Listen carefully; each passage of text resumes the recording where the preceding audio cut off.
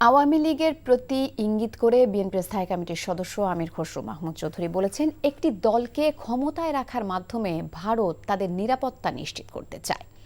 এমন বিশ্বাস থেকে ভারতকে বের হয়ে আসার আহ্বান জানান বিএনপির এই নেতা।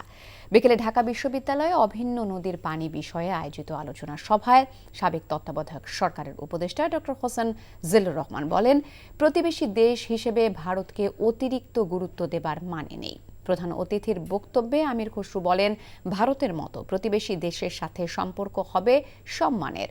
যে কোনো বিষয়ে হস্তক্ষেপ না করলে দুদেশের সম্পর্ক ঠিক থাকবে বলেও জানান বিএনপি নেতা আমির Khasru Mahmud Chowdhury. Bangladesh also, if you like, new America under Trump, the foundational thing will be three. One is one of mutual respect, one is mutual interest, one is one of non-interference. This is the foundation. But on this you can build the whole thing. But as long as you get your foundation right, your basis right, your framework right, that's very important. টাকা চুরির জন্য যদি আমার গলায় জুতার মালা পরাইতে হয়, তাহলে আমার শালীর সাথে প্রতারণা করার জন্য তোর ফাঁসি হবে। দুলা ভাই, আপনার তো ঘর জামাই বইলা একটা পরিচয় আছে, আমার তো তাও নাই।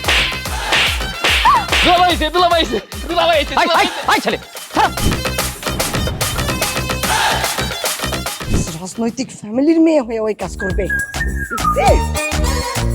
যারে পাবো আরে পিটাবো, রক্তের নেশায় ধরছে, রক্তের নেশায়, কাঁচা রক্তের নেশায় ধরছে। তোমার এই পলিটিক্স আমার বাম পকেটে থাকে। তোদের বউরে ঝামেলা পাকাই। এই বেটাই, আমি তখন বিয়ে করিনি। দুইটার আমি গুলি করে মারু। মাসুদরা কোনোদিন ভালো হয় না। আপনার পোশাক আশাক দেখে কিন্তু আপনার তালুকদার বংশের লোক মনে হয় না আব্বা, আপনার মনে হয় যে আপনি ফকির বংশের লোক।